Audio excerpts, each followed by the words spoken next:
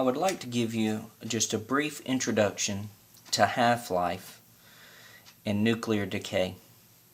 Half-life is defined as the time it takes for half of a radioactive sample to decay.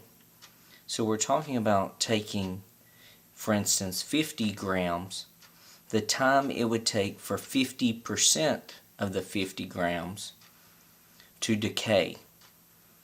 So it's a time value. Half-life is a time. It may be measured in seconds, it may be measured in minutes, days, or even years, depending on the substance.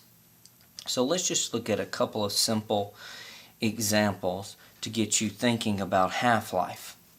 So here for number one, how long, so we're talking about how much time does it take for a 100 gram sample of arsenic 81 to decay to 6.25 grams. So how we can look at this is when we start talking about half-life and we're talking about 50% of the sample decaying. So we're starting with 100 grams. The first half-life, and half-life is also often labeled T with the subscript 1/2. So the first half-life would go from 100 grams to 50 grams. Okay, there would be a time allotted, a half-life time that would do that. And then there would be another half-life time that would decay at 50%, so with only 25 grams remaining. Okay, so at this point we would have said we've gone through two half-lives. Okay, the sample continues forward, decays down 50%, so to 12.5 grams, so a third half-life cycle, and then another half-life cycle would take it down to 6.25 grams. Okay, so there's 1, 2, 3, 4 half-lives. And our reference table here says that each half-life is 33 seconds for arsenic 81. So we times that by 4.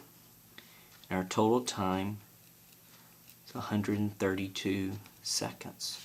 Okay, just over 2 minutes. Okay, now in this sample, we're looking at 50% of the mass sample decaying.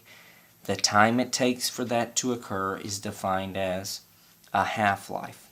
Okay, a half-life. Okay, let's try another simple introductory. Okay, let's try this number 2 here.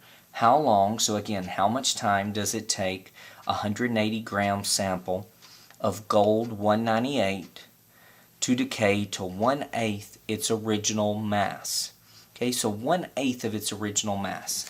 So let's think of this as the original sample being 1/1. Okay, the whole sample. Well, the first half-life would leave us with 1/2 of the original. Okay, 1/2 of the original, 50%. The second half-life would leave us with 1/4 of the original mass sample. Okay, so let's just say, for instance, this is X.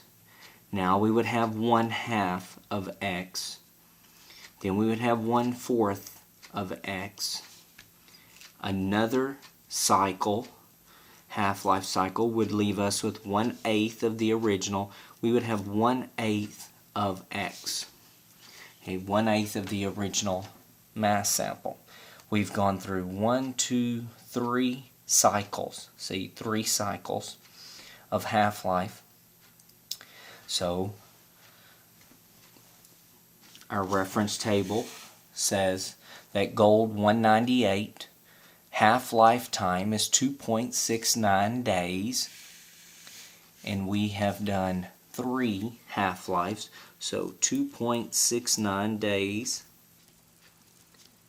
times 3 would leave us with an answer of 8.07 days. Just a little over 8 days.